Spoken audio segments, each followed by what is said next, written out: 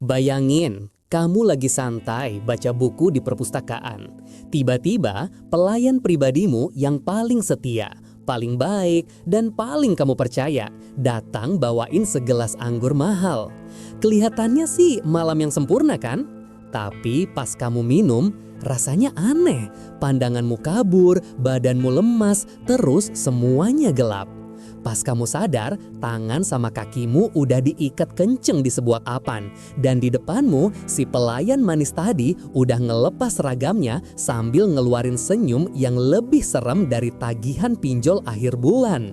Nah, daripada menye-menye, mending langsung aja kita mulai penjahat pirang yang jadi mangsa para heroin.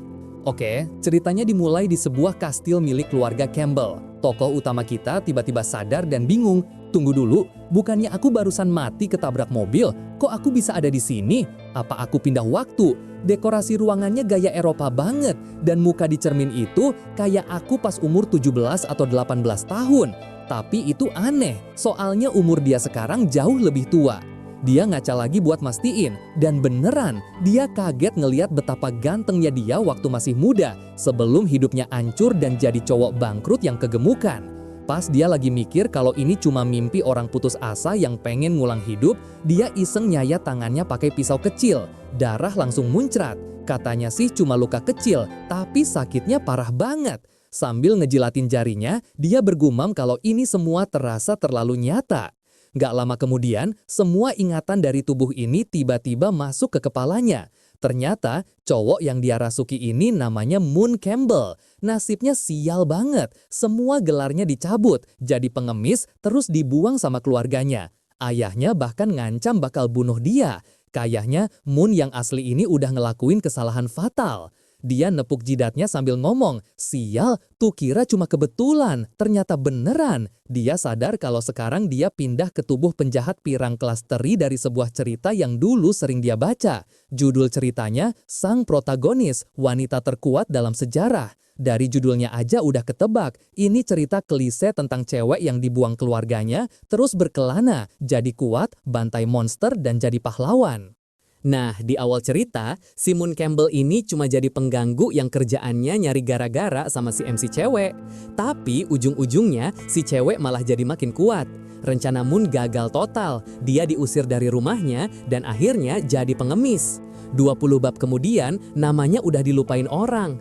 Pindah dunia sih keren, tapi kenapa harus jadi karakter tumbal buat naikin level si MC? Pas lagi mikir gitu, ada yang ketuk pintu. Seorang pelayan masuk dan nanya ada apa. Moon bilang gak ada yang serius. Pelayan itu ngasih tahu kalau baju buat pesta besok sudah datang. Tapi si pelayan sadar ada darah di tangan Moon dan nanya apa dia terluka. Moon bilang itu cuma kecelakaan, gak usah khawatir. Terus coba tebak apa yang pelayan itu lakuin. Yap, dia langsung berlutut dan bersihin lukanya. Rajin banget kan? Dia bahkan minta Moon jangan nyakitin diri sendiri lagi. Muka Moon langsung merah padam. Dia mikir momen ini gak bakal dia lupain. Setelah selesai, pelayan itu pamit pergi sambil nyuruh Moon jaga diri. Begitu pintu ketutut, Moon senyum-senyum sendiri kayak orang bodoh sambil bergumar. Dunia ini sempurna banget. Dia guling-guling di kasur saking senengnya punya pelayan sebaik itu. Dasar wibu kelas berat. Sementara itu di luar, si pelayan mikir, tumben tuan muda bilang makasih. Jelas, kelakuan Moon yang asli pasti brengsek banget sebelum ini. Sekarang, tokoh utama kita jadi penasaran. Kok bisa cowok ganteng dari keluarga bangsawan dan punya pelayan imut kayak gitu malah cari masalah sama MC cerita? Ternyata, alasan utama dia diusir adalah karena mencoba membius putri ketiga kerajaan. Nah, karena dia udah tahu alur ceritanya, dia cuma perlu ngehindarin masalah itu. Kunci utamanya adalah upacara besok, di mana semua drama dimulai. Terus dia baru sadar, pelayan tadi kan bilang pestanya besok. Dia langsung panik dan guling-guling di kasur, manggil-manggil sistem, dewi, kakek, siapapun yang bisa ngasih dia cheat atau kekuatan super. Masalahnya, kalau pestanya besok, itu artinya Moon yang asli udah terlanjur ngelakuin banyak hal jahat ke si MC cewek. Dia cuma bisa berharap si MC nggak bakal balas dendam kelewatan, misalnya nginjek-nginjek mukanya. Tapi kalaupun iya, semoga si MC pakai stocking hitam dan ngelakuinnya pelan-pelan. Selera si bro emang berkelas. Akhirnya, dia bikin keputusan. Besok pas ketemu si MC cewek, dia bakal langsung lari, sujud 3 kali dan minta maaf. Tiba-tiba ada benda yang mukul kepalanya. Pas dia nengok, ada sebuah buku kecil di tempat tidurnya. Dia langsung mikir, wah, cheatnya datang. Dia ngambil buku itu dengan semangat. Akhirnya, Tuhan belum nyerah sama aku. Aku nggak ditakdirkan jadi pecundang selamanya. Sekarang waktunya aku ngubah takdir. Tapi pas dibuka, bukunya kosong, nggak ada isinya sama sekali. Dia jadi bingung, apa buku ini butuh cara khusus buat diaktifin? Pas dia lagi mikir, buku itu malah nyerang dia sampai kepalanya berdarah. Setetes darah jatuh ke halaman buku, dan tiba-tiba aura gelap muncul. Pandangannya langsung kabur. Tahu-tahu dia udah ada di tempat lain. Tangan dan kakinya diikat, lehernya juga ditahan, badannya babak belur. Pas dia buka mata, ada cewek serem di depannya. Cewek itu bilang dia tidur kelamaan. Moon ngeluh badannya sakit, tapi si cewek bilang rasa sakit itu pelajaran. Cewek itu ngomong panjang lebar tentang gimana Moon udah berubah jadi egois, padahal seharusnya dia jadi milik si cewek sepenuhnya. Katanya dia bakal memurnikan Moon dengan cintanya biar mereka bisa bersama selamanya. Habis ngomong gitu, cewek itu nusuk dia berkali-kali. Moon langsung kebangun di kamarnya. Dia sadar kalau dia menempuh jalan jadi penjahat, hidupnya bakal hancur. Tapi kalau enggak pun, hidupnya udah hancur. Dia jadi mikir, jangan-jangan penglihatan tadi itu bukan mimpi, tapi gambaran masa depan kalau dia salah ambil langkah.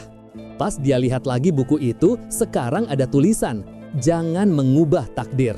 Dia langsung ngerti, kalau dia nekat minta maaf ke MC cewek, nasibnya bakal berakhir diikat dan disiksa kayak tadi. Dibandingin itu, diusir dan jadi pengemis, kedengarannya jauh lebih baik. Semangatnya langsung balik lagi. Sebagai orang dari dunia modern, dia yakin bisa pakai otaknya buat ngubah takdirnya dan nasib seluruh negeri. Dia mikir, jadi bangsawan juga nggak hebat-hebat amat. Dia mau ngendaliin hidupnya sendiri.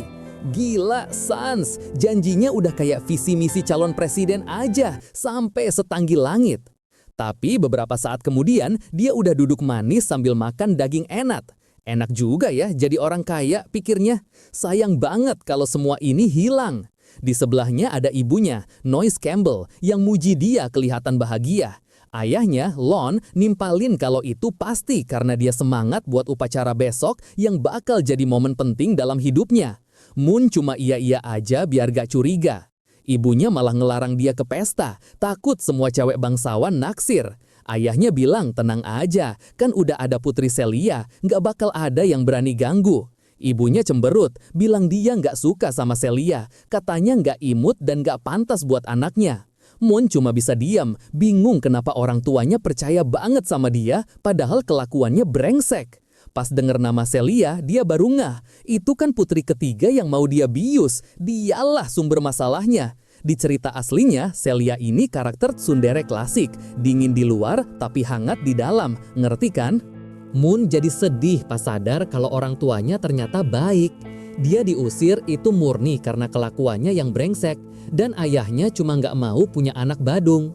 Tapi justru itu yang bikin dia makin semangat buat ngubah takdir. Walaupun berisiko, dia nggak mau keluarganya ikut terseret masalah. Soalnya, alasan keluarganya hancur di cerita asli adalah karena ayahnya difitnah, nyuruh dia bunuh sang putri. Jadi, rencananya dia bakal nanggung semua kesalahan itu sendirian, biar keluarganya aman. Masalahnya, pestanya udah besok, waktunya mepet banget. Yang bikin dia bingung, kalau pestanya sedekat ini, kok dia nggak tahu apa-apa soal obat bius yang katanya bakal dia pakai? Apa nanti ada yang ngasih? Gimana ceritanya? Pas lagi pusing mikirin itu, dia nggak sengaja nabrak seorang pelayan. Si pelayan jatuh dan panik karena numpahin teh nyonya. Pas Moon mau nanya apa dia baik-baik aja, pelayan itu langsung gemeteran, ngira bakal dimarahin habis-habisan. Dia buru-buru bersihin tumpahan teh di baju Moon, mukanya pucat pasi seolah hidupnya bakal berakhir besok. Tokoh utama kita sadar kalau reputasinya emang seburuk itu. Jadi dia nenangin si pelayan dan bilang gak akan ngehukum dia. Terus entah kenapa dia malah narik si pelayan ke pelukannya dan nyuruh tenang. Si pelayan jadi makin bingung sama kelakuan tuan mudanya. Jujur aku juga bingung, itu tangannya ngapain coba? Gak lama Anne muncul. Moon nanya nama si pelayan pirang, dan Anne jawab namanya Nol. Moon nyuruh Anne buat ngurusin Nol, tapi Anne bilang dia dan Nol lagi sibuk banget nyiapin buat besok. Moon malah nyuruh Anne rekrut orang lagi kalau kurang. Masa mansion segede ini stafnya kurang, katanya. Anne cuma bisa nurut. Setelah Moon pergi, Nol bilang ke Anne kalau kelakuan tuan mudanya aneh banget. Biasanya, Moon paling anti dibantuin orang karena nganggap semua orang itu kotor. Anne setuju, dia juga ngerasa ada yang aneh. Mungkin lebih baik kita cepetin rencananya sebelum semuanya jadi kacau, kata Anne pelan. Kembali di kamarnya, Moon ngobrak-ngabrik barang-barangnya. Racun buat ngejatuhin putri ketiga pastilah ramuan halusinogen tingkat dewa yang harganya selangit. Nggak lama, dia nemuin kartu pasar gelap. Jelas, kartu ini yang dipakai buat beli ramuan itu. Cerita pindah ke distrik komersial Chambel pas malam hari.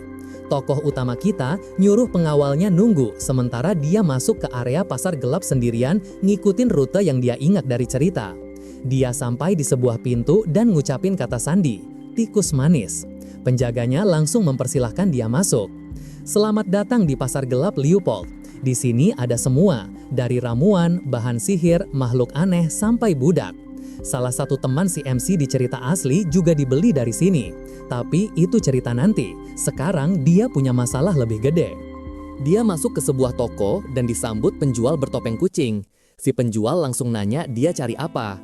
Moon pesen ramuan yang gak berwarna, gak berbau, ampuh buat bikin pingsan penyihir selama berjam-jam. Rencananya mungkin beli ramuan itu, tapi gak bener-bener digunain ke si putri. Jujur aku juga jadi bingung sama rencananya. Si penjual bertopeng nawarin beberapa budak buat senang-senang, tapi Moon nolak. Pas si penjual lagi ngambilin pesenannya, Moon ngelihatin badan si penjual dan mikir, wow, bodinya mantap. Dia nebak kalau di balik topeng itu pasti cewek cantik yang jadi bos dunia bawah tanah ini. Soal si penjual ini cowok atau cewek, susah ditebak, jadi kita sebut aja netral. Pas lagi nunggu, pintu kebuka lagi dan ada orang lain masuk. Dilihat dari stocking hitamnya, kamu udah tahu lah siapa ini. Orang itu juga pesan obat yang sama persis, obat kuat buat penyihir yang gak ninggalin jejak. Si penjual jadi bingung, ramuan ini jarang laku, kok tiba-tiba ada dua orang nyariin di malam yang sama. Moon juga kaget, gak nyangka cewek juga punya selera aneh kayak gini. Dia jadi kasihan sama cowok yang bakal jadi korban si cewek ini. Terus, si cewek misterius itu ngelempar 2 botol ke meja dan bilang, ini yang dicari-cari. Cairannya emang berwarna, tapi kalau dicampur anggur nggak bakal kelihatan. Katanya, beberapa tetes aja cukup buat bikin gajah pingsan 2-3 jam. Moon sampai melongo dengar kekuatannya. Si penjual nawarin buat nyoba langsung, tapi ya resikonya tidur di lantai 3 jam dan tetap bayar penuh. Harganya 130.000 Amelia. Cewek misterius tadi bilang dia nggak punya Amelia, tapi nawarin cara bayar lain pakai sebuah surat berharga. Si penjual ngecek surat itu dan akhirnya setuju. Misterius sih, tapi ayo jujur aja, itu pasti N kan? Setelah cewek itu pergi, Moon bayar pakai kartunya. Si penjual ngasih bonus ramuan lain yang katanya bikin efeknya makin mantap. Moon iseng nanya info soal cewek tadi, tapi si penjual yang jelas-jelas licik bilang mereka teman lama dan nawarin info itu seharga 900.000 Amelia. Moon langsung ilfil dan pergi. Gila, harganya dinaikin 7 kali lipat. Nggak bakal dia ketipu. Dia kan orang modern yang tahu mana penipuan. Begitu Moon pergi, si penjual buka topengnya. Ternyata beneran cewek. Dia senyum licik, mikirin gimana caranya jual info ini ke kedua pihak biar kekacauan di mansion makin seru. Malam berikutnya di Istana Campbell, pestanya udah mulai. Banyak bangsawan keliaran dan tokoh utama kita ada di tengah-tengah mereka. Seorang bapak-bapak berkumis coba ngenalin anak gadisnya ke Moon, tapi si gadis malah gemeteran ketakutan terus lari. Sejujurnya, reaksi itu lebih kelihatan kayak takut daripada naksir. Ayahnya cuma bisa minta maaf. Moon mulai sadar, nggak ada satupun cewek di pesta yang senang lihat dia. Reputasinya bener-bener udah hancur. Anehnya, ayahnya, Lon, malah bangga. Dia nepuk bahu Moon dan bilang dia terkesan lihat perubahan sikap anaknya. Katanya, malam ini Moon bakal jadi pria sejati keluarga Campbell. Moon cuma bisa berterima kasih. Tiba-tiba, suasana jadi hening. Pembawa acara mengumumkan kedatangan pewaris tahta ketiga kerajaan Leopold, Sang Dewi Es, Putri Celia. Penampilannya mirip banget sama Paimon dari Genshin Impact. Ayah Moon pamit buat nyapa tamu lain dan nyuruh Moon buat nemenin sang putri. Moon langsung nyamperin sang putri dan nyapa, bilang udah lama nggak ketemu. Dia muji penampilan Celia yang emang auranya luar biasa, bahkan ada kilauan kecil di rambutnya kayak Paimon. Celia berterima kasih, tapi dalam hati dia jadi curiga. Sikap Moon manis dan lembut banget, beda dari biasanya. Moon lalu nyaranin Celia buat istirahat karena pasti capek habis perjalanan. Pas Celia jalan, semua bangsawan nunduk hormat dan dia makin bingung. Ini anak kenapa hari ini sopan banget? Pas lagi di sana, Moon gak sengaja dengar orang-orang lagi ngegosipin anak haram yang katanya berduel sama suaminya. Katanya sih orang-orang gak suka sama dia karena statusnya anak haram, udah cerai, tapi sekarang malah mau jadi pewaris. Tamu lain nyuruh mereka diem, bilang itu cuma omong kosong. Nah, yang datang sekarang ini si MC-nya, karakter utama dunia ini, Ariel Buart, cewek berambut hitam di sebelah kiri. Jujur aja sih, penampilannya biasa banget. Tapi ya masuk akal sih, MC kan biasanya gitu, rambut hitam standar, muka biasa aja. Dia nyapa Moon dengan normal, dan Moon yang canggung cuma bisa nyapa balik dan bilang dia baik-baik aja. Tapi tiba-tiba ada cowok gede yang motong dan marahin Ariel karena dianggap nggak sopan sama tuan muda. Moon langsung nyuruh cowok itu diam. Nggak apa-apa, dia boleh ngomong sesukanya. Ariel sendiri kaget setengah mati. Dia bingung kenapa cowok yang dulu ngehina dia sebagai anak haram sekarang jadi baik dan bahkan tahu namanya. Temannya, Lia, juga bingung. Moon malah ngulurin tangan ke Lia dan nyebut nama lengkapnya, Lia Angel. Moon ngulurin tangan, tapi langsung ditepis sama Ariel. Dia nyuruh Moon berhenti main drama. Sambil nyengkram kerah baju Moon, Ariel ngancam, "Denger ya, aku kesini karena ayahmu. Jangan coba-coba macam-macam. Kalau kamu berani nyentuh aku atau Lia, kamu gak bakal keluar dari sini hidup-hidup." Habis ngomong gitu, dia langsung pergi. Keren juga nih cewek, gayanya sok pahlawan, tapi kita semua tahu dia sebenarnya pengen Moon bikin masalah. Moon cuma bisa pasrah. Dia udah nebak kalau berurusan sama si MC bakal ribet. Tapi dia nggak peduli. Begitu pesta ini selesai, mereka bakal pisah jalan dan nggak akan ketemu lagi. Nggak lama setelah itu, Moon ngasih pidato. Ternyata ini hari ulang tahunnya yang ke-18.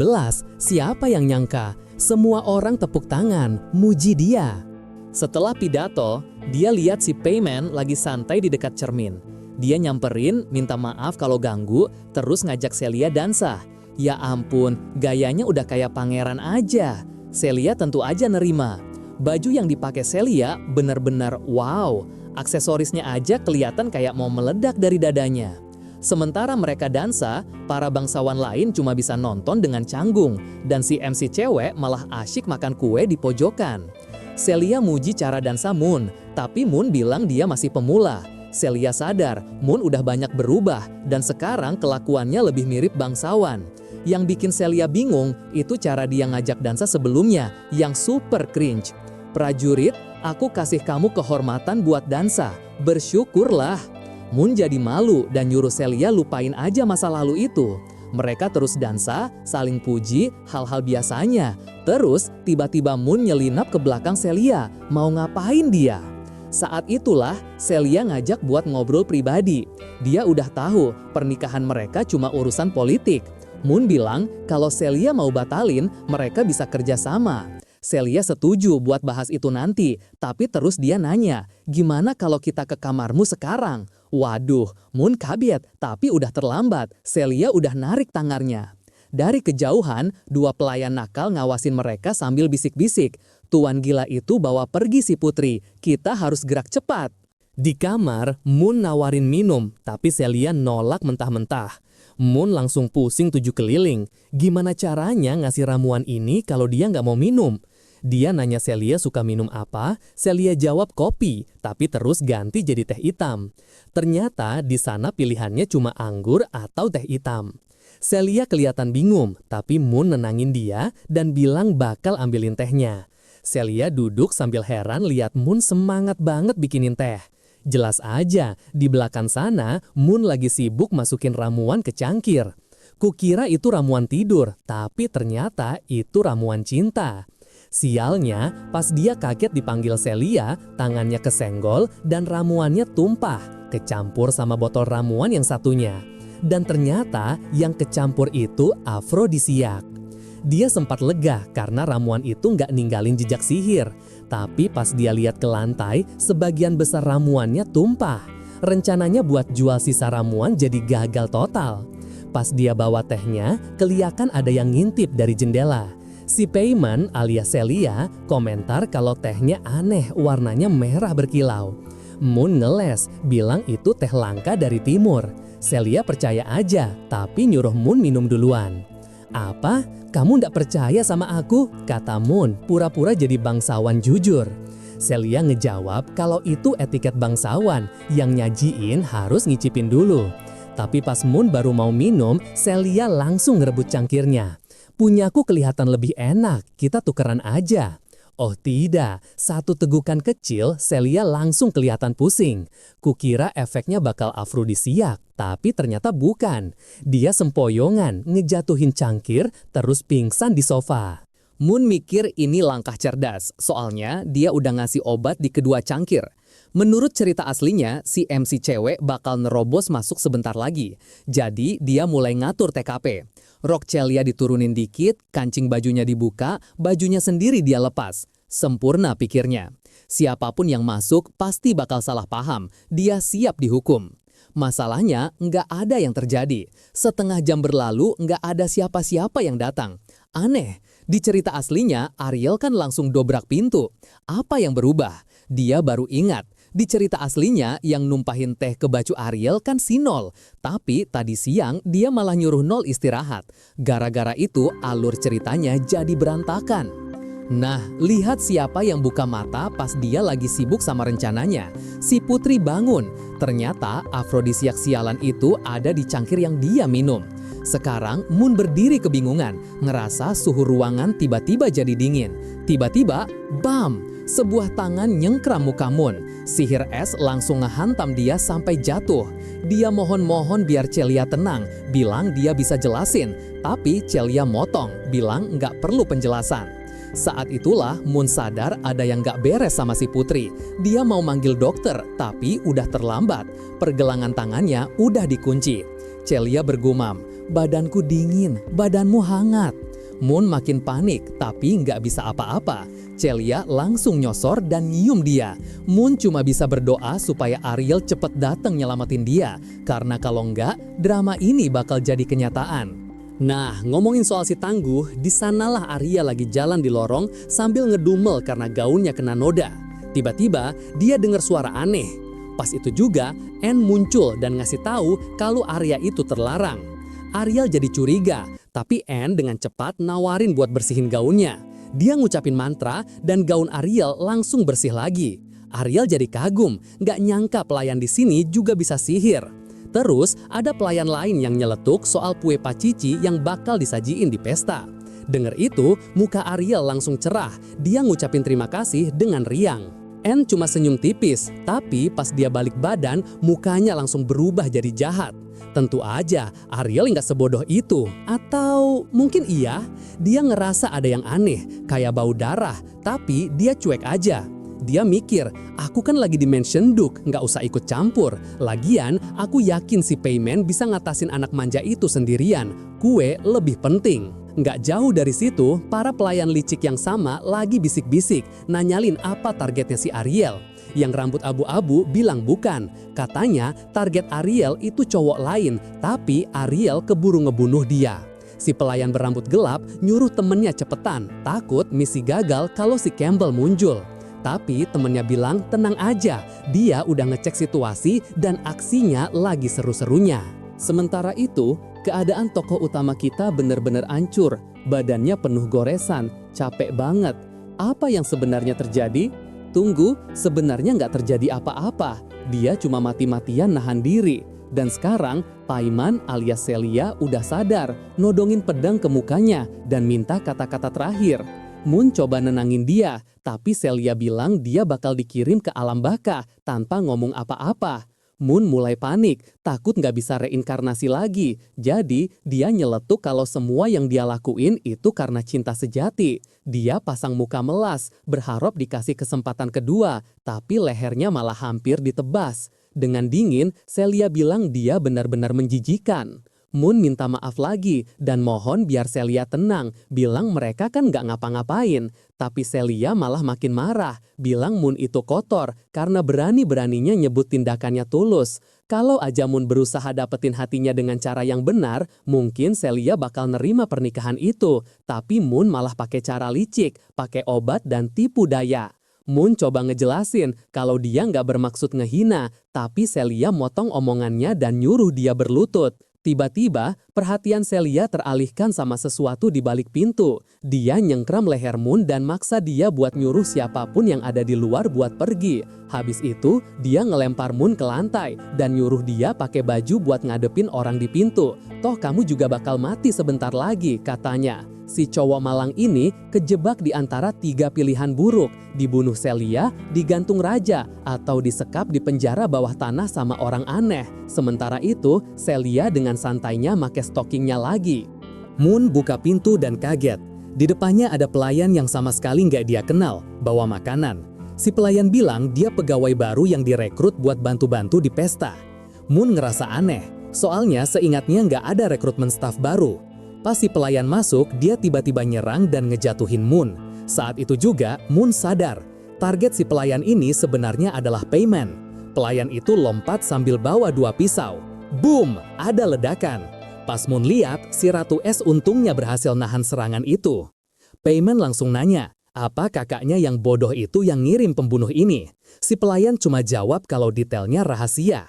Di ruangan lain, ada bola-bola emas melayang sambil bisik-bisik kalau sang putri bakal dibunuh malam ini di kediaman Campbell. Kembali ke kamar, pertarungan sengit terjadi. Si pelayan mundur sedikit, ngakuin kalau sihir Celia emang kuat banget. Tapi pas denger Celia nyucapin mantra, ekspresinya berubah. Celia nyerang pakai tombak es dan hampir nusuk kepalanya. Pas mereka berdua lagi berantem brutal, Moon cuma bisa mikir, kalau dewa lagi berantem, manusia biasa cuma bisa pasrah. Dia coba buka pintu, tapi udah disegel sihir. Dia ngumpet, sadar kalau si pelayan sialan itu pasti udah masang segel biar nggak ada yang bisa masuk. Terus dia sadar sesuatu. Rencana buat nambah staf dari luar itu kan baru diputuskan kemarin. Gimana caranya pembunuh ini bisa nyiapin rencana sesempurna ini dalam waktu singkat? Pasti ada mata-mata di dalam. Dia hampir kena serangan nyasar dan cuma bisa berdoa semoga Celia menang. Tapi terus dia mikir, kalau Celia menang, jangan-jangan dia juga bakal dibunuh. Sejujurnya, mungkin lebih baik kalau Celia mati aja di sini. Nggak bakal ada yang tahu. Pas itu, si pelayan muji kejeniusan Celia. Celia balas, bilang dia bisa ngerasain ada sihir gravitasi yang ganggu gerakannya. Artinya ada pelaku lain yang terlibat. Dia ngancam si pelayan buat ngasih tahu siapa dalangnya, atau mereka berdua mati bareng. Si pelayan cuma bilang kalau Celia emang sehebat yang digosipin. Celia makin marah, tapi si pelayan bilang tujuannya kesini bukan buat ngebunuh, cuma buat ngulur waktu. Tiba-tiba seluruh ruangan bergetar.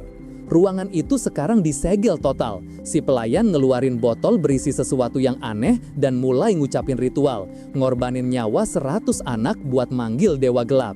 Celia langsung kenal kalau itu kekuatan dewa jahat. Energi merah langsung membanjiri ruangan dan ngebanting Celia ke dinding. Dia tahu kalau bala bantuan si pelayan datang sekarang, dia bakal kalah. Si pelayan maju buat serangan terakhir, tapi Celia berhasil ngambil belati dari Moon buat nahan serangan. Pelayan itu kaget. Celia, walaupun udah babak belur, stockingnya robek, dan kehabisan sihir darah, masih bisa ngehindarin titik vital. Tapi itu nggak ngubah keadaan. Satu tendangan keras ke rusuk ngebuat dia jatuh. Tapi Celia emang beda, dia bangkit lagi. Si pembunuh bilang bakal ngasih kematian yang gak sakit dan langsung nerjang buat ngasih serangan pamungkas. Darah muncrat, tapi tebak apa? Tokoh utama kita lompat ke depan dan jadi tameng. Dia nahan serangan itu langsung dengan badannya. Gak ada blok, gak ada tangkisan, cuma modal nekat. Teman-teman, ingat kan pas si MC cewek Ariel dibujuk makan kue? Aku yakin banget dalam semua ini itu si An. Nggak tahu kenapa aku baru nyadar sekarang. 1 tambah 1 kan 2, pasti dia. Cewek sialan itu bahkan ada di sampul ceritanya. Oke, lanjut. Si pembunuh yang ternyata adalah An manggil nama Moon. Celia bingung kenapa. Moon terbaring di lantai, muntah darah. Dia ingat pas An buka pintu tadi dan nyuruh dia pergi. Dia sempat mikir buat kabur, tapi sadar dia nggak bisa. Jadi dia manggil An dan nanya apa yang lagi dia lakuin. An cuma nyuruh si bodoh itu buat minggir, tapi Celia keburu lewat dan nebas leher An dalam-dalam. An jatuh berlutut dan sang putri es bilang semuanya sudah berakhir. Sekarang tokoh utama kita terbaring di lantai, sekarat. Celia berlutut di sampingnya. Dia sadar kalau Moon sampai lompat buat ngelindungin dia, berarti pembunuh ini bukan suruhan Moon. Dan yang bikin dia makin bingung, Moon ngelindungin dia tanpa mikir. Padahal kalau Celia mati, gak akan ada yang tahu perbuatan Moon. Tapi Moon bilang semua itu gak penting lagi. Seperti kata Celia, dia udah milih buat bertindak kayak pria sejati. Sial, kata-kata itu nusuk banget. Tapi tentu aja, ini Celia yang kita omongin. Dia dengan dingin bilang, berdasarkan denyut nadinya, Moon masih punya kekuatan buat ngomong 3 kalimat lagi, jadi manfaatin baik-baik. Dia janji bakal nyampein pesan terakhirnya ke ayahnya. Moon ngulurin tangan, nyentuh muka Celia, dan ngomong dengan jujur kalau dia minta maaf. Pada akhirnya, dia beneran punya perasaan sama Celia. Setelah itu, tangannya jatuh ke lantai. Kawan, dia mati dengan gaya seorang legenda. Kita tahu dia nggak beneran bakal mati, tapi kalau iya, ini bakal jadi adegan yang epik. Tapi si Payment alias Celia nggak terima. Dia teriak bilang si bajingan itu nggak boleh mati gampang gitu aja setelah minta maaf. Nggak bisa setelah semua yang udah dia lakuin. Celia terus manggil-manggil nama Moon, bilang dia nggak bakal nerima permintaan terkutuk itu. Moon harus hidup dan bayar semua kesalahannya. Di sebuah tempat kosong, jiwa Moon melayang-layang, rasanya pusing dan panas. Sayangnya, walaupun dia udah coba milih jalan yang benar, kematian tetap aja datang. Tapi setidaknya ini lebih baik daripada ngikutin alur cerita game. Setidaknya dia bisa nentuin sendiri akhir hidupnya. Tapi tiba-tiba muncul panel aneh di sampingnya yang nunjukin status dosa-dosanya. Sombong, iri hati, serakah, gak tahu malu, dan malas. Kayaknya ini sistem 7 dosa mematikan. Status rakusnya minus 90%, iri hati 99%, dan sombong 50%. Beberapa halaman di buku hitamnya kebuka, dan buku itu nyuruh dia buat terus mencoba. Moon jadi kesel. Kenapa buku sialan ini nggak muncul dari tadi sebelum aku mati? Terus dia dengar suara Ignis dari buku itu, dan adegan pindah ke selokan. Di sana seseorang lagi bergumam kalau Campbell sebenarnya bukan target utama. Tiba-tiba ada suara berat yang nanya, "Apa yang kamu lakukan sama anakku?" Waduh, ayah Moon muncul dengan aura membunuh yang kental banget, aura Lionheart sejati. Si pembunuh yang lagi diinterogasi langsung gemeteran. Ayah Moon ngomong dengan tenang tapi serem, bilang dia nggak ngundang tamu, jadi ngapain dia ada di rumahnya? Ngomong sekarang, kamu apain anakku? Kawan, bapak yang satu ini biasanya baik, tapi kalau udah marah, dia berubah jadi monster. Kalau diingat-ingat, tokoh utama kita mungkin seneng karena sempat dapat sedikit aura ala Sung Jin-woo sebelum mati. Atau mungkin nggak, karena sekarang kita balik lagi ke kamarnya, dan di samping tempat tidurnya ada Anne. Anne yang sama yang sekarang kita tahu bahaya banget. Pas Moon bangun, Anne langsung nanya apa dia udah baikan dan butuh dokter. Moon coba bangun buat ke kamar mandi, tapi rasa sakit di dadanya nusuk banget sampai dia jatuh lagi ke kasur. Dia minta maaf, bilang kakinya lemas. Tapi dalam hati dia udah waspada. Dia nggak bisa lagi baik sama cewek ini. Anne sama sekali nggak bisa dipercaya. Anne ngasih tahu kalau tunangannya, si Putri, yang minta dia buat ngerawat Moon. Jadi dia bakal ada di dekatnya terus. Terus Anne bilang mau bantu dia mandi dan langsung mau buka bajunya. Moon buru-buru nyuruh dia tenang, bilang dia udah baikan. Anne bilang oke deh, seolah ngasih dia privasi, tapi tetap aja dia ngegendong Moon ke kamar mandi. Moon cuma bisa nyuruh dia keluar karena ada urusan. Setelah itu, Anne cerita kalau Moon udah tidur selama 3 hari penuh, dan Putri Payment sendiri yang minta dia buat jagain. Dia hampir mati, kehabisan darah dan oksigen. Dia beruntung karena Celia pakai sihir buat bikin dia bertahan hidup. Dengar itu, Moon sadar Celia mungkin gak ngungkit soal insiden ramuan. Tapi Anne bilang sang putri emang nyebutin sesuatu. Ternyata plot pembunuhan itu udah kebongkar. Ayahnya nangkap salah satu penyerang dan nyiksa dia sampai ngaku. Masalahnya, keluarga Campbell tetap harus minta maaf ke raja karena putrinya hampir celaka di wilayah mereka. Tapi anehnya, Moon sama Stay nggak dihukum. Rupanya, Putri Paimon ngomong sesuatu ke raja yang bikin dia dimaafin. Bro, aku barusan ngerangkum 15 balon dialog raksasa. Ceritanya kadang emang lebay. Tokoh utama kita akhirnya bisa ambruk di kasur dan ngerasa lega. Pada akhirnya, semua nggak seburuk yang dia kira. Tapi, Anne tiba-tiba nunduk dekat banget dan nanya, "Kenapa kamu tegang banget? Apa terjadi sesuatu antara kamu sama Tuan Putri di kamar itu?" Mengingat gimana Celia bilang dia pengen sesuatu yang hangat, Moon langsung nyangkal, bilang nggak mungkin dia senekat itu. Bisa-bisa dia dipotong-potong. Anne ketawa dan nyuruh dia minum obat selagi masih hangat. Tapi begitu dia nyicip, dia langsung mau muntah. Rasanya hancur banget, ini apaan sih? Anne ngejelasin kalau itu tonik buat pemulihan. Nggak lama, kita lihat ada 3 pelayan lagi bisik-bisik di luar pintu. Mereka heran, biasanya kalau tuan muda makan sesuatu yang asem, dia bakal nyambukin semua orang. Tapi hari ini kok aneh banget. Mereka mikir apa perlu lapor ke nyonya, tapi Moon dari dalam nyuruh mereka diam. Dia nelan semua obat itu di tempat. Para pelayan nutup pintu dengan takut, sementara Moon di dalam tiba-tiba muntahin semuanya. Kawan, muntahnya kayak minyak mentah. Dan yang paling parah, dia masih harus minum obat itu 2 kali lagi biar sembuh total. Anne dengan santainya nawarin pancake dan teh. Dia ngasih sepotong kue dan Moon berterima kasih, bahkan muji Anne pantas naik gaji. Pas mau pergi, Anne nyuruh dia ngecek meja, katanya ada surat. Tapi Moon tiba-tiba manggil Anne. Dia nanya, tadi Anne bilang dia udah minum obat itu 4 kali. Gimana bisa? Kan baru nyentuh mulut aja udah muntah. Anne ngejawab dengan tenang. Dia masukin gula ke mulutnya sendiri, terus ngasih obatnya ke Moon lewat mulutnya. Moon diam sesaat, sampai otaknya akhirnya ngeproses apa yang barusan terjadi. Dia langsung teriak ke bantal saking malunya. Tapi jujur aja, dia diam-diam nikmatin juga. Tapi terus dia ingat kalau dia juga udah nyium Paimon. Pas dia buka surat, ternyata dari Celia. Isinya, Celia sekarang nganggap dia setengah pria. Moon ngehela napas lega. Setidaknya dia lolos dari hukuman kejahatan. Beberapa saat kemudian, ibunya datang dengan nangis-nangis, lega karena anaknya selamat. Moon coba nenangin, bilang itu bukan apa-apa. Tapi ibunya nyuruh dia ngaca. Ada bekas luka bolong di dadanya. Cuma goresan kok, katanya. Yang penting selamat.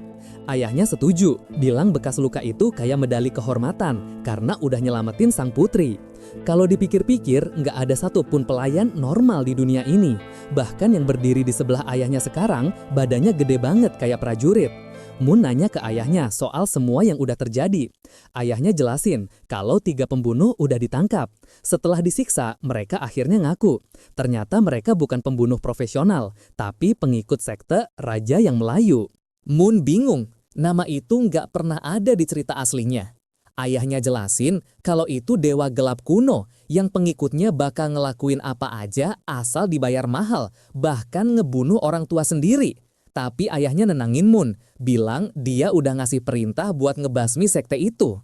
Ibunya ngingetin kalau ayahnya dapat posisi tinggi itu karena prestasi militernya.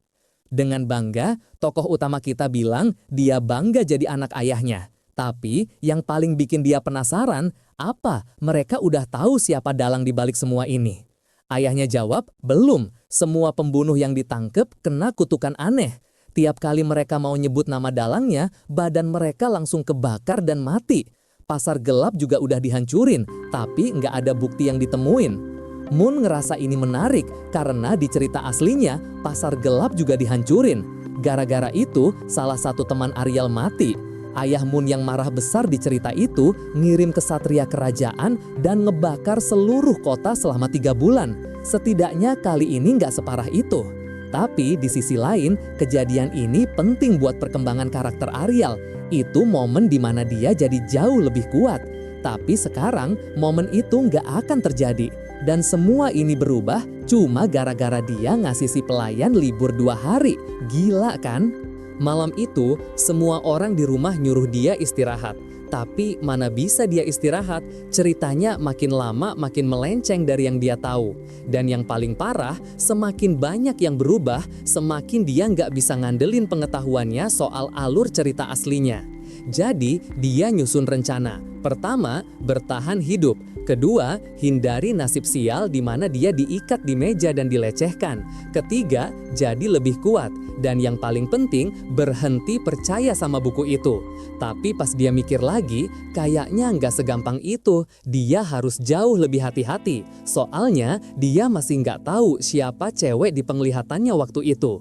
Kayaknya bukan Ariel, bukan juga Celia. Jadi siapa dong? Dia ngejatuhin diri ke kasur, sadar kalau mikirin itu terus nggak ada gunanya. Untuk sekarang, yang paling penting adalah jadi lebih kuat. Sebagai anak seorang adipati, dia punya banyak sumber daya buat jadi kuat. Masalahnya, semua itu cara konvensional. Parahnya lagi, si pemilik tubuh asli ini udah buang-buang waktu setahun di akademi bergengsi dan cuma lulus dengan mantra cahaya kelas teri. Tetap aja, dia kan anak dari pria terkuat, masa ia nggak punya bakat sama sekali? Nggak mungkin dia selemah itu. Tapi dia juga sadar, dia nggak akan pernah bisa selevel sama para karakter utama. Di dunia ini, Ariel itu dianggap salah satu pilihan dewa.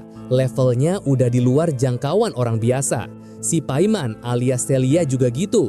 Dia dapat kekuatan dari Dewi Es, dan sejak itu kekuatannya terus nambah. Kekuatan dewa kayak gitu nggak bisa dilawan cuma dengan kerja keras. Apalagi si Ariel yang katanya diberkati sama lebih dari 10 roh elemen. Nasibnya bener-bener menyedihkan. Yang lebih menyedihkan lagi, ya situasinya sekarang. Sekeras apapun dia latihan, nggak mungkin dia bisa ngalahin Ariel. Tapi bukan berarti dia bakal diam aja. Setidaknya dia harus cukup kuat buat ngelindungin diri sendiri. Apalagi kalau Ariel tiba-tiba nyerang dia.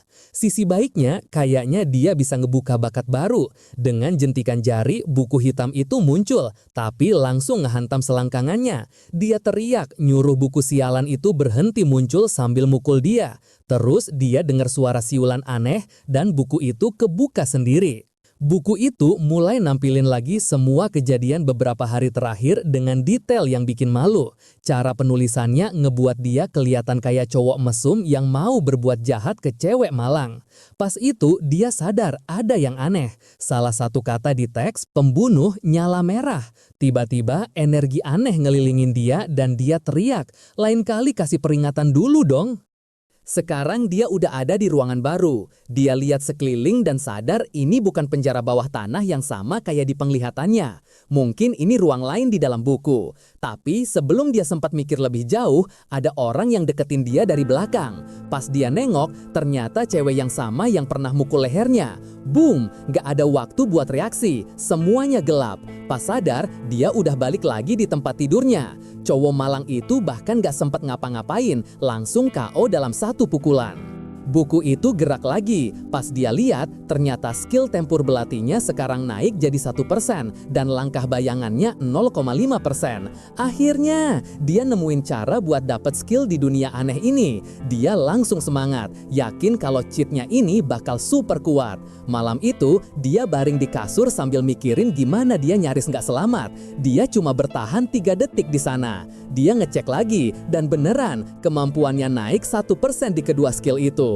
Sekarang dia ngerti, skillnya ini benar-benar luar biasa. Setiap kemampuan musuh yang dia lihat atau kalahkan bisa terekam di buku dan dia pelajari. Dia jadi semangat, mikirin semua skill hebat yang bisa dia kuasai. Cuma masalah waktu sampai semua kekuatan itu jadi miliknya. Dia belum tahu gimana cara naikin levelnya dengan cepat, tapi dia bakal segera cari tahu.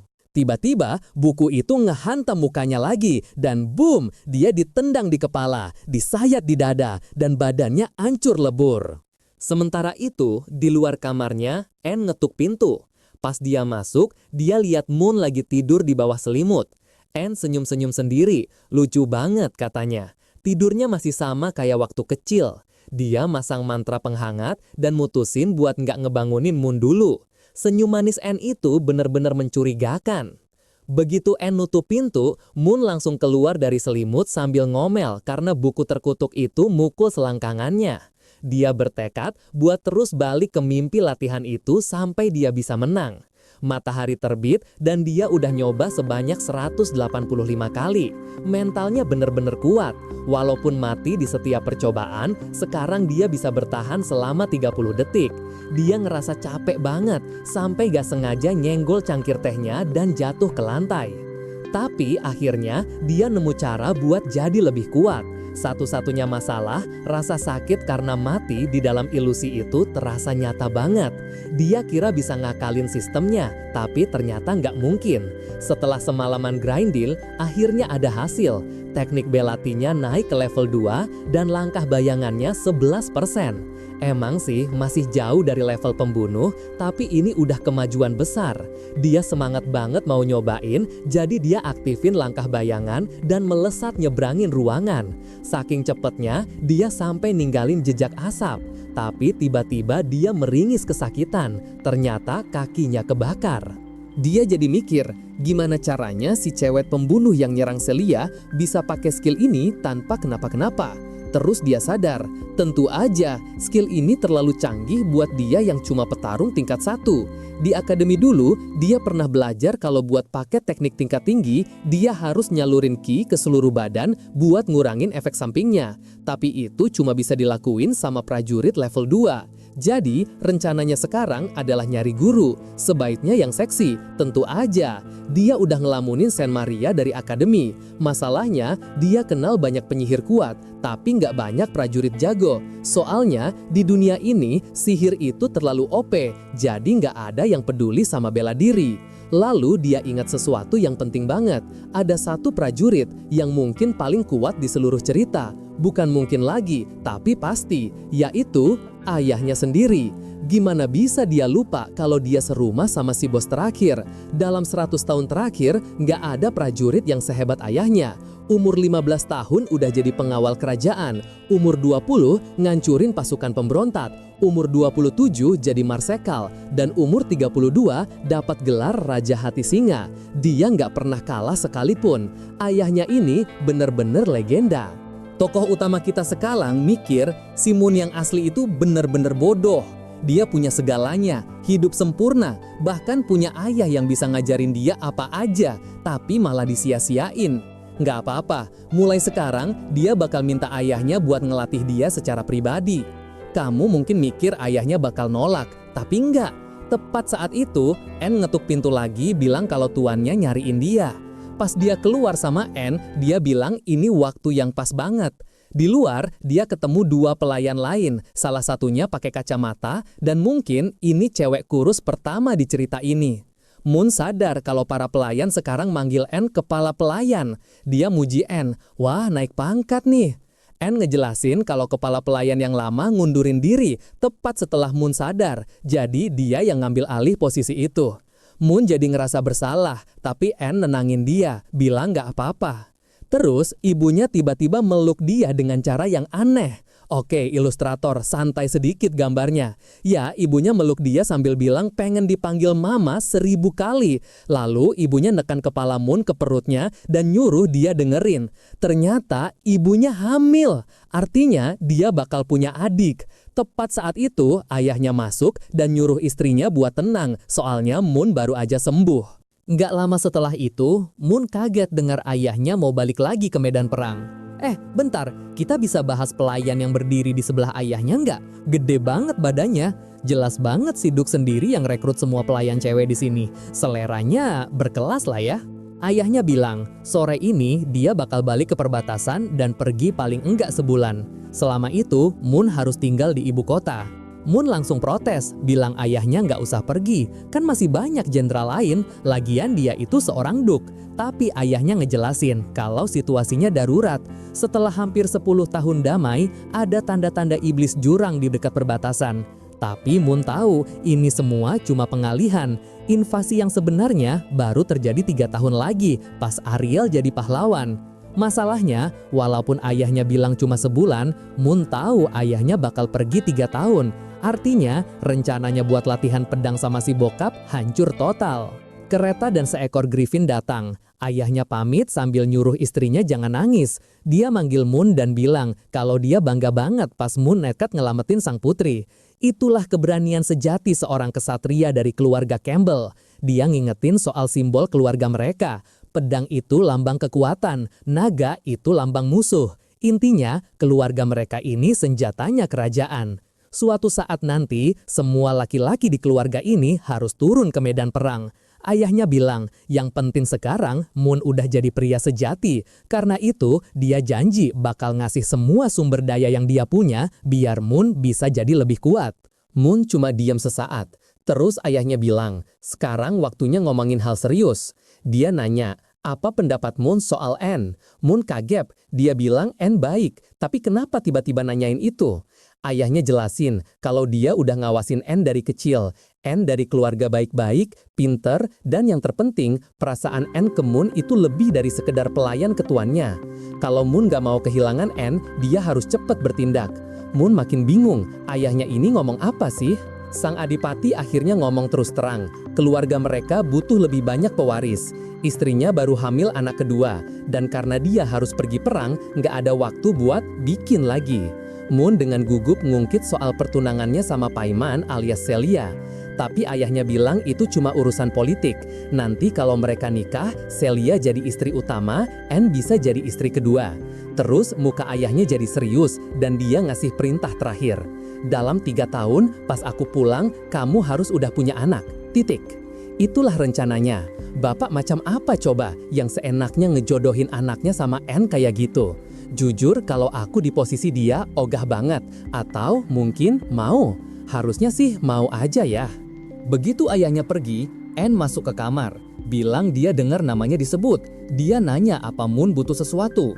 Kukira Moon bakal ngeles, tapi ternyata enggak. Dia langsung to the point, bilang kalau mereka harus punya anak karena disuruh ayahnya. Tapi dia nganggap itu cuma bercandaan, jadi Anne gak usah nganggap serius.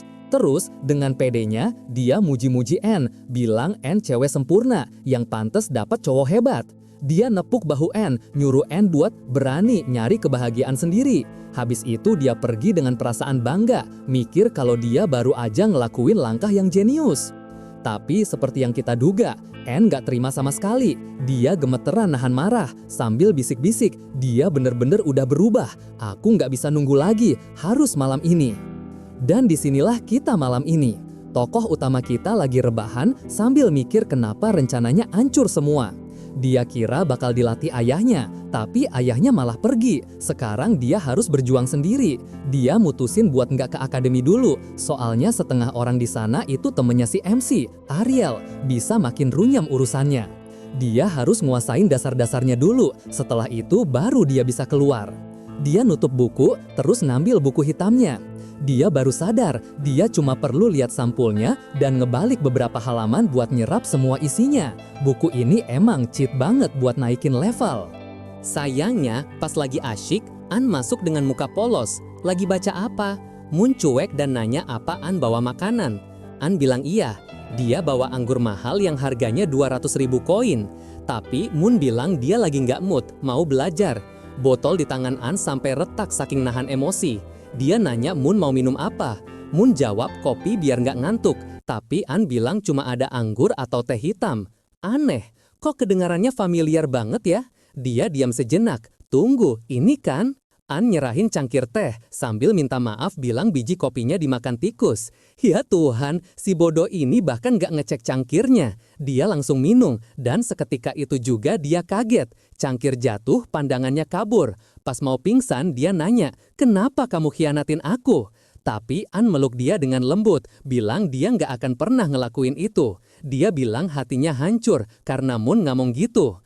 Kamu udah terlalu banyak berubah, sekarang kamu perlu dimurnikan dengan cintaku. Terima aja, karena kita bakal bersama selamanya. Moon buka mata. Dia udah ada di, ya kamu tahu di mana. Tangan dan kakinya diikat di sebuah papan. Gadis dari ramalan itu berdiri di depannya. Kutukan ramalan ini beneran nyata.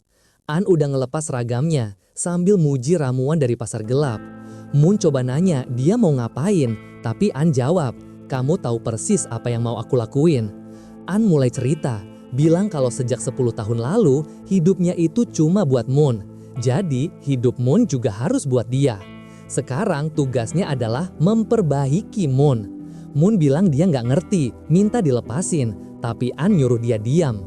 Jangan ngomong apa-apa, malam ini aku bakal urus semuanya. Dari ujung kepala sampai ujung kaki, luar dalam. Tubuhmu, jiwamu, setiap helai rambutmu, setiap tetes darahmu, semuanya bakal jadi milikku.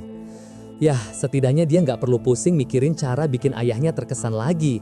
An pasti bakal ngurus itu. Jujur aku ngarep ada plot twist, ada yang dobrak pintu atau apa gitu. Tapi ternyata enggak. Keesokan paginya, tokoh utama kita bangun dengan mata lelah dan badan remuk. Kejadian itu terus berulang. Dia pingsan, sadar, pingsan lagi, sadar lagi. Dia nggak bisa percaya.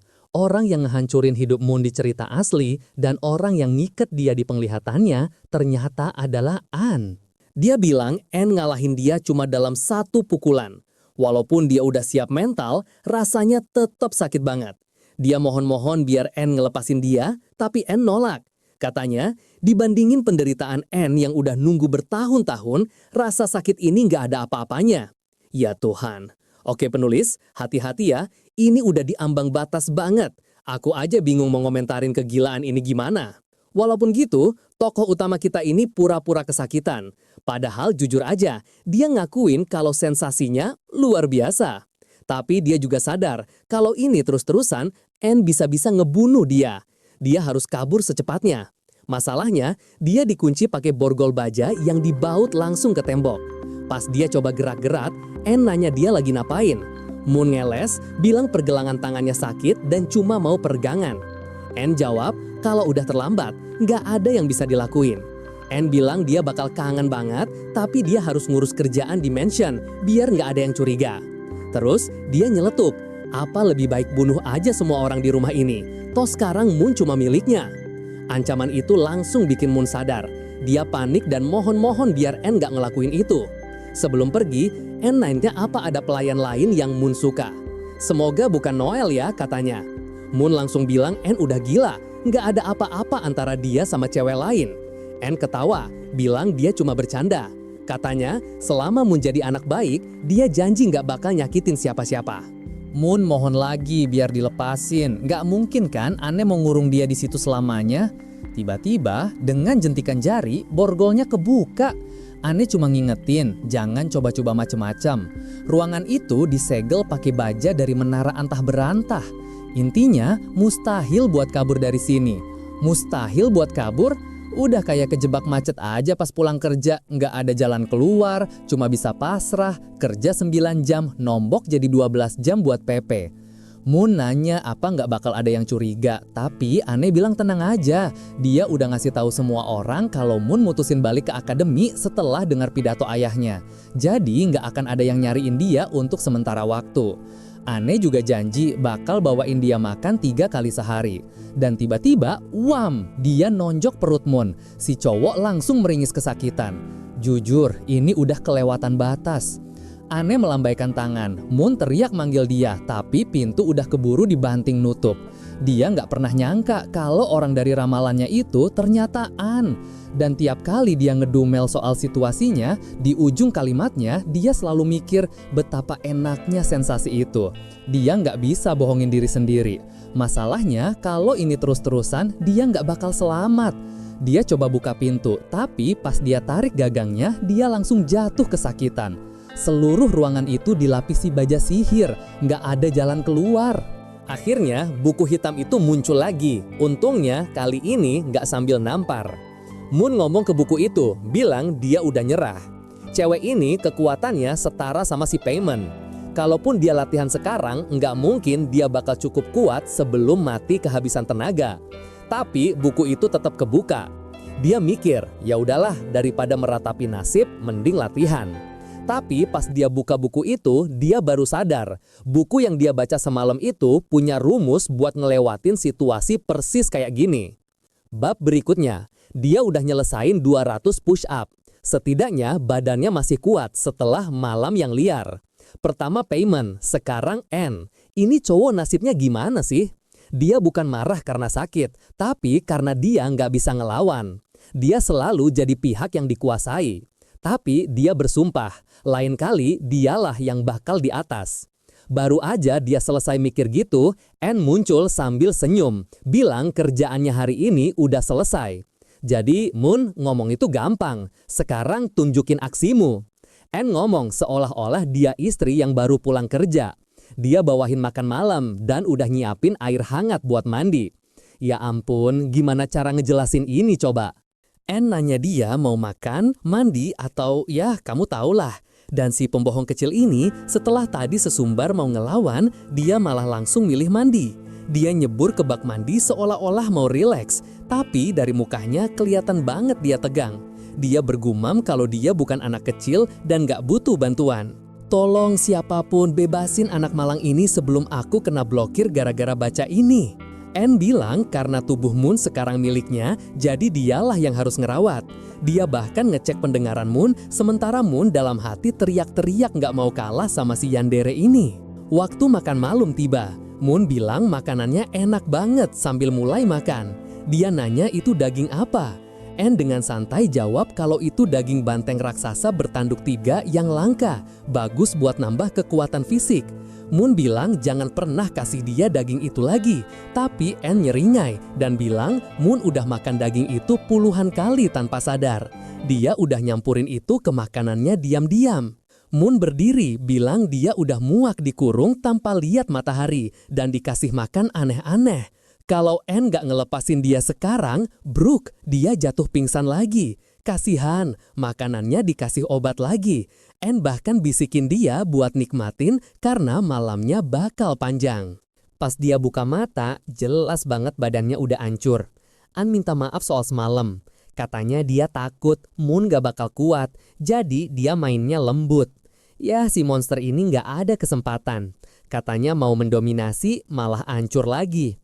Moon diam aja ngabain Anne. Jadi Anne bilang karena Moon udah jadi anak baik selama 2 hari, dia bakal ngabulin 1 permintaan. Moon langsung minta kebebasan. Anne gak mungkin. Dia minta baju baru. Anne juga gak mungkin. Moon natap dia. Ini permintaan macam apa kalau aku gak boleh minta apa-apa? Anne jelasin kalau level permintaan tertinggi yang bisa dia minta sekarang itu cuma milih mau makan apa besok. Dengar ya, di situs tempat aku baca ini banyak yang komen kasihan sama si MC, bahkan rela gantiin posisi dia. Segitunya. Jadi dia ngalah. Ya udahlah, milih makanan lebih baik daripada nggak sama sekali. Dia ingat, dulu di musim-musim begini dia suka minum anggur tertentu sama ikan khusus. Anne bilang, ikan yang dia maksud itu dari Danau Bipor yang letaknya jauh banget. Moon langsung pasang muka melas, bilang kalau dulu dia bebas, sekarang makan aja diatur. Kalau ikan dari danau aja nggak bisa, apa gunanya hidup? Anne akhirnya luluh dan janji bakal ngambilin ikan itu buat dia. Moon langsung megang tangan Anne, makasih banyak dengan muka penuh cinta palsu. Dia bilang dia menderita, tapi apa beneran? Dia bahkan ngucapin selamat kerja dan bilang bakal nunggu di rumah. Anne langsung korslet, mukanya merah padam. Terus tiba-tiba lari dan nyium dia. Moon cuma bisa diam terpana. Aku aja bingung. Ini dia lagi main catur 4D buat ngacoin pikiran si penjahat atau gimana? Pas Anne pergi, dia bilang perjalanan ke Danau Bipor bakal makan waktu sampai besok sore. Jadi Moon disuruh istirahat. Di luar, Anne nahan diri sambil bergumam betapa lucunya si tuan muda. Sementara itu, Moon mikir mungkin ini kesempatannya buat istirahat. Dia langsung ngeluarin harta karunnya, si buku hitam. Waktunya grinding lagi di ruang simulasi. Dia minta masuk ke simulasi ruang 1000 kunci buat latihan ngebuka segel sihir. Di tempat lain, di tengah hujan badai, ada orang tua yang ngingetin seorang cewek, Anne, kalau Danau Bipor lagi bahaya banget. Pas orang itu mau megang tangannya, Anne langsung nusuk tangan orang itu. Cuma tuan muda yang boleh nyentuh aku. Kalau kamu ngalangin aku lagi, aku jadiin kamu umpan ikan. Si kakek ngedumel, bilang kalau si cewek gila ini mau mati silahkan aja. Tapi dia ngasih tahu kalau penguasa Danau Bipor, makhluk tingkat monarki, lagi bangun. Anne cuma ngangkat tangan dan bilang, seolah-olah cuaca aneh ini udah biasa buat dia. Si tukang perahu ngedumel, minta Anne bayar 300 koin buat ganti rugi tangannya. Dia juga ngingetin Anne buat nggak macem-macem sama gil petualang, karena mereka nggak bakal tinggal diam. Tapi Anne dengan dingin bilang dia nggak peduli. Semua ini dia lakuin demi cinta. Cerita pindah ke sekelompok petualang yang lagi kumpul di dekat danau. Seorang cewek yang bawa tongkat sihir lagi ngelamun, mikir kalau dia nggak boleh ngebiarin sesuatu terjadi sama Rod. Katanya, setelah misi ini selesai, dia bakal nembak Rod. Tiba-tiba ada yang ngebentak dia. "Woi Erika, fokus, jangan ngelamun. Kamu itu healer, cepetan keluarin mantra atau kita semua mati." Erika pun mulai nyalurin sihir pas petualang lain teriak kalau monsternya datang. Setelah nahan banyak serangan, akhirnya monsternya nongol juga. Ternyata itu seekor hiu raksasa, si penguasa danau. Dia langsung nyiapin bom air raksasa. Seseorang teriak manggil nama Rod dan Rod langsung masang perisai tanah. Dia teriak ke si penyihir buat nyerang dan cewek itu mulai ngerapal mantra. Ternyata dia ini healer sekaligus penyihir. Wah, multitalenta juga nih cewek. Tapi pas mantranya baru mau kena, ada ledakan lain. Rod disuruh maju. Dia ngambil kesempatan itu, nerjang si monster dan nebas kepalanya. Seluruh danau meledak. Walaupun kecapean, Rod masih sempat ngacungin jempol sambil bilang, "Berhasil!" Wow, tim ini isinya seimbang banget. Ada penyihir kuat dan healer setia. Si penyihir sambil benerin rambutnya, senyum-senyum penuh kemenangan.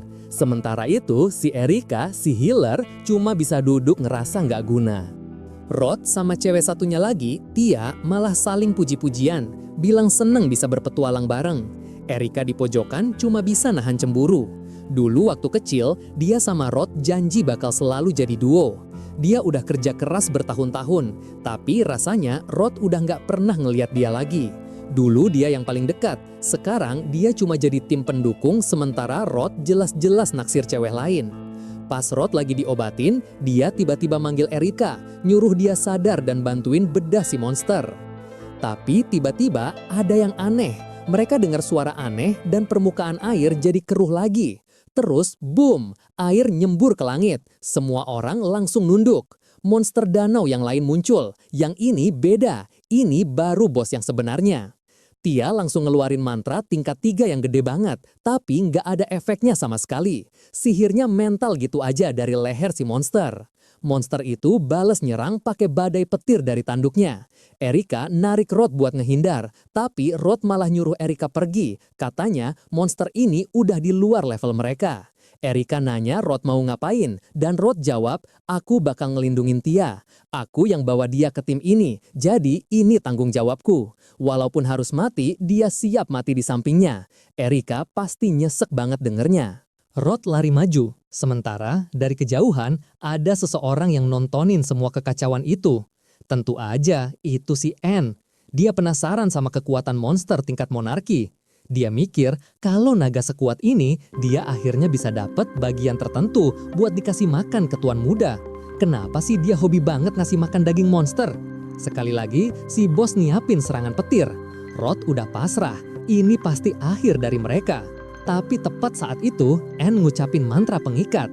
Petir nyamber dari langit dan ngehantam si monster. Pas Rod lihat lagi, monsternya udah jatuh balik ke danau. Serangan yang mau dikeluarin juga batal total. Seseorang ngecek keadaan Erika. Ternyata itu Anne. Dia nyuruh Erika buat nggak ikut campur, biar dia yang ngurusin monster ini. Dengan itu, dia ngeluarin mantra lain. Erika sadar cewek ini bisa ngendaliin logam cair. Si monster langsung ketusuk dari segala arah. Dan Anne dengan santainya ngebentuk pedang dari udara sambil melayang ke arah monster itu. Dia bilang monster itu bakal bayar mahal karena udah nakut-nakutin ikan yang susah payah mau dia tangkap buat tuan muda. Harga karena udah ganggu rencananya adalah kematian. Satu tebasan bersih, monster itu kepotong jadi 2 dan tenggelam. Rod cuma bisa melongo dari pinggir. Dia nggak percaya monster kelas monarki bisa dikalahin segampang itu. Ya, tokoh utama kita masih punya jalan panjang kalau mau bebas dari Anne. Erika lari nyamperin Rod. Rod bilang dia nggak apa-apa, tapi kondisi Tia parah. Ramuan penyembuh mereka nggak cukup. Akhirnya, Rod nyuruh Erika buat ngomong sama cewek tadi. Dia mau tahu apa cewek itu petualang dan mau gabung sama timnya. Siapapun yang bisa ngebunuh monster monarki kayak gitu, pasti jadi tambahan yang luar biasa. An lagi sibuk di pinggir danau ngumpulin sisa-sisa ikan. Satu-satunya masalah, dia lupa nanya ke tuan muda, dia suka ikan yang mana. Tepat saat itu, Erika datang dan ngasih tahu kalau 2 ikan yang dia pegang itu nggak bisa dimakan. Yang satu bau, yang satunya lagi beracun. Erika nunjukin 2 ikan lain yang emang terkenal enak dari Danau Bipor. An penasaran gimana Erika bisa tahu. Erika jelasin kalau dia dulu tinggal di dekat situ dan sering jual ikan itu ke bangsawan. Saat itulah Erika nanya, "Kamu jauh-jauh ke sini buat ngambil ikan ini buat orang yang kamu sayang ya?" An dengan tenang jawab, "Iya, orang yang dia cintai pengen ikan jadi dia datang." Erika nimpalin, "Beruntung banget ya orang itu dicintai sedalam itu sama kamu." An diam sejenak, mikirin gimana cintanya diterima, yang mana melibatkan si cowok pingsan di kamar gelap, terus dia jawab, "Iya, dia beruntung banget. Aku yakin dia ngerti sedalam apa cintaku." An mau pergi, Erika manggil dia. Katanya ini soal cinta, dan dia butuh pendapat dari wanita dewasa kayak An. An setuju buat ngasih nasihat. Erika mulai dengan jurus klasik. "Jadi, temenku." Dia cerita kalau temennya ini udah lama naksir cowok, tapi si cowok sekarang malah deket sama cewek lain, dan temennya ini mau nyerah. An dengerin baik-baik, terus nanya, "Seberapa besar cinta temenmu itu?" Erika ngeles, "Bukan aku, temenku." Tapi An motong, "Cukup basa-basinya, ngomong aja." Akhirnya Erika ngaku, "Iya itu dia. Dia udah cinta sama Rod sejak kecil, lebih dari 10 tahun. An natap matanya dalam-dalam dan nanya, "Kamu rela mati buat dia?" Erika jawab, "Bukan cuma nyawaku, aku rela ngelakuin apa aja buat dia, bahkan kalau seluruh dunia ngelawan aku." Wah, ini dia lagi, satu lagi yang udah gila. An cuma ngangguk dan bilang, "Kalau gitu, kamu udah punya jawabannya. Kalau cintamu sedalam itu, kamu cuma perlu ngikutin kata hatimu dan kasih semua yang kamu punya buat orang yang kamu cintai. Dan yang penting, jangan sampai kamu ngambil keputusan yang bakal kamu sesali." Pas Anne pergi, Erika termenung, mikirin kata-kata "ikuti hatimu" itu. Tiba-tiba, ada api aneh yang nyala di dalam dirinya. Sebuah suara ngebisikin dia, "Kamu beneran mau nyerah? Lepasin semua moral, hukum, bahkan nyawamu sendiri. Korbanin semuanya buat dia. Jangan biarin cewek lain ngerebut dia." Kawan, dunia ini emang bom waktu. Aku ingat cewek-cewek gila di cerita lain, tapi ini levelnya beda. Sekarang Erika gemeteran, takut kehilangan kendali kalau Rod jadian sama cewek lain. Suara itu ngejawab, "Akhirnya kamu ngerti. Kamu harus dapatin apa yang paling kamu inginkan, tapi ada syaratnya. Rod itu kuat, jadi kalau kamu mau dia jadi milikmu seutuhnya, kamu harus patahin tangannya, pasangin dia kerah, dan jadiin dia hewan peliharaanmu." Yah, iblis di dunia ini emang beda. Sementara itu, Rod lagi jagain Tia yang pingsan. Dia nengok ke Erika, nanya apa dia baik-baik aja dan apa yang terjadi sama cewek misterius tadi. Erika ngejawab kalau dia nggak apa-apa. Cewek itu nggak ngapa-ngapain, dia cuma butuh waktu istirahat karena kehabisan mana. Dia juga bohong, bilang kalau cewek itu ternyata pelayan bangsawan, jadi nggak bisa gabung sama tim mereka. Rod bilang, "Ya sudahlah, mau gimana lagi? Dia cuma pengen bilang makasih langsung." Tia setuju, kalau bukan karena cewek itu, mereka semua udah mati. Tapi terus Tia nambahin, kalau dia lihat ada tanda aneh di dada Erika. Erika buru-buru nutupin dadanya dan ngeles, bilang itu mungkin cuma bekas benturan atau efek sihir. Nanti dia bakal periksa. Rod ngegendong Tia dan bilang mereka harus cari tempat istirahat. Keduanya mesra-mesraan, sementara Erika cuma bisa nonton dari jauh dengan tatapan gelap. Jelas ada yang gak beres sama dia. Keesokan paginya, tokoh utama malang kita bangun dengan muka berantakan. Mungkin dia latihan semalaman, karena An udah di sana, bilang dia akhirnya kembali. Aku yakin dia lagi mainin jurus catur 3D-nya. Dia langsung acting, bilang dia kangen banget sama An dan hampir mati kalau nggak ketemu. An ngelus mukanya dengan manis, bilang sepertinya Moon akhirnya siap nyerahin jiwa dan raganya. Dia minta maaf karena pulangnya telat, katanya Danau Bor jauh banget, tapi ini dia ikan segar pesanannya. Dan wow, dia benar-benar niat. Ikannya dipotong rapi, dibumbuin 3 rempah, terus dipanggang. Presentasinya keren banget. Moon semangat, bilang baunya enak banget dan langsung mau nyoba. An malah nyuapin dia sambil niruin suara pesawat. Moon berterima kasih dan nyuruh An ikut nyoba. Tapi An nolak, bilang ini khusus buat Moon. Dia ngingetin buat hati-hati sama durinya. Moon nyibir, bilang dia bukan anak kecil. Tapi pas dia baru aja ngegigit, ada yang nyangkut di tenggorokannya. An langsung nunduk dan bilang dia bakal urus. Dia panik, gimana caranya? Dan An dengan muka datar bilang dia bakal nempelin bibirnya ke bibir Moon terus nyedot tulangnya keluar pakai paru-parunya. Moon cuma bisa mikir, ini cewek beneran gila. Itu bahkan gak masuk akal. Tapi hidup itu kejam dan tokoh utama kita mengalami nasib tragis. Bab berikutnya, yap, kita langsung loncat ke kekacauan. Anne dengan ceria bilang masalahnya udah beres, dia berhasil ngeluarin durinya. Moon cuma bisa ngucap makasih dengan lemes dan lanjut makan, biar Anne berhenti ngomong. Setelah habis, dia ngakuin ikannya emang enak banget. Taruhan 25 sen, coba tebak apa yang mau Anne lakuin selanjutnya. Tapi Moon ngentiin dia, bilang jangan sekarang, dia butuh istirahat. Saat itulah Anne ngeluarin kartu psikologisnya. Jadi kamu udah mulai bosen sama aku? Tapi tokoh utama kita ini cerdas. Dia ngeles, bilang menurut ahli nggak baik olahraga habis makan. Bisa bahaya buat badan dan kalau sampai punya anak dalam kondisi kayak gitu, anaknya bisa nggak sehat. Anne tentu aja langsung luluh. Dia ngira Moon perhatian banget sama dia. Baiklah kalau begitu, kamu benar. Aku bakal balik lagi nanti malam buat ngelanjutin pekerjaan kita. Sebelum pergi, Anne nyeletuk kalau dia sempat mampir ke kota Sevite yang terkenal sama baju-baju customnya. Moon nanya apa hubungannya, dan Anne bilang dia beli baju tempur yang garang dan penuh zirah. Dari muka Moon aja udah ketebak apa yang dia pikirin.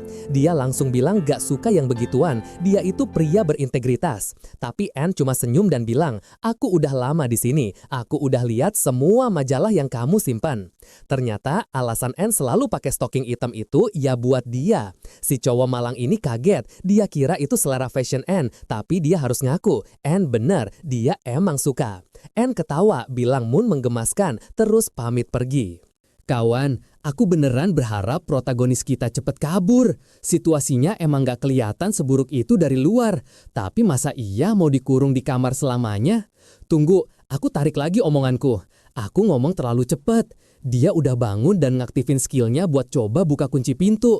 Dan anak ini jenius. Ternyata dia sengaja minta ikan buat ngambil durinya. Dia gunain duri itu kayak penitik kunci darurat. Tapi pas dia baru mulai, jebakannya aktif. Ada 12 bilah tajam di mekanisme kunci. Dia langsung mundur, ngumpet dalam hati. Gila, mana mungkin benda sesusah ini dibuka manual. Berdasarkan teori dari bukunya, dia harus ngangkat 12 pin kunci ke ketinggian yang pas tanpa matahin duri ikannya. Masalahnya, dia cuma punya 4 duri ikan. Ini bakal jadi neraka. Parahnya lagi, kalau durinya patah di dalam, An pasti langsung tahu. Dia coba lagi, dan patah. Ini udah duri ketiga yang dia hancurin. Udah 1,5 jam. Sebentar lagi An pasti balik bawa makanan. Dia manggil buku itu coba belajar di menit-menit terakhir. Udah mustahil buat dipaksa. Setidaknya dia udah tahu ketinggian pas buat 10 pin pertama. Sisa 2 lagi. Dia nggak punya pilihan lain. Ini semua atau nggak sama sekali. Sementara itu, di dapur, 2 pelayan lagi ngobrol. Salah satunya, Erika, nyobain ikan buatan An dan bilang enak banget. An makasih atas bantuannya. Tapi Erika penasaran, kenapa An tiba-tiba belajar resep baru? Kan tuan muda lagi di akademi dan nyonya lagi hamil di rumah lain. Tapi kok An tiap hari masak porsi ekstra? Aneh. Tangan Anne pelan-pelan gerak ke pisaunya. Mananya mulai ngumpul. Tapi Erika dengan cepat nyeletuk, oh, aku ngerti. Kamu pasti nyembunyiin hewan peliharaan rahasia ya? Kucing kecil yang lucu kan? Dia jelasin kalau dulu nggak boleh ada hewan peliharaan. Tapi sekarang kan bosnya nggak ada. Masuk akal kalau Anne nyelundupin satu. Anne menghela nafas lega. Ketahuan deh, rahasiain ya, katanya. Erika bilang beres. Anne senyum dan bilang mungkin suatu hari nanti boleh dilihat. Tapi nggak sekarang. Sambil jalan pergi, Anne mikir untung dia nggak perlu ngelakuin skenario terburuk, ngebunuh Erika. Tapi obrolan itu bikin dia sadar sesuatu. Ngurung tuan muda terus-terusan bisa bikin dia bosan atau muak. Lagian dia juga belum hamil. Mungkin dia harus beneran melihara kucing buat ngehibur tuan muda. Atau lebih baik dia tanya langsung aja. Tapi tiba-tiba ekspresinya berubah total. Nampan di tangannya jatuh. Pas dia lari ke kamar, pintunya kebuka lebar. Tokoh utama kita kabur. Dia akhirnya bebas. Ayo! Dia ngumpet di sayap mansion yang udah hancur. Perabotannya rusak, semuanya gelap dan berdebu. Dia kesandung dan jatuh. Kotor banget, tapi bodoh amat. Berkat ingatan tubuhnya, dia tahu persis dia ada di mana. Dia ngeluarin satu-satunya sihir yang dia bisa, bola cahaya kecil. Udah waktunya, dia harus keluar dari sini sebelum Anne nemuin dia. Tepat pas dia mikir gitu, kelang, sebuah pisau nancep di dinding, persis di sebelah kepalanya. Dia kaget. Nggak mungkin, aku udah lari jauh banget, masa udah ketahuan? Tapi kemudian dia mendengarnya. Suara itu dari bayang-bayang, tenang dan mengerikan. Terima kasih yang udah nonton sampai akhir. Jangan lupa like, komen, dan yang paling penting, subscribe. Aku Benih, pamit mau cabut. Ciao!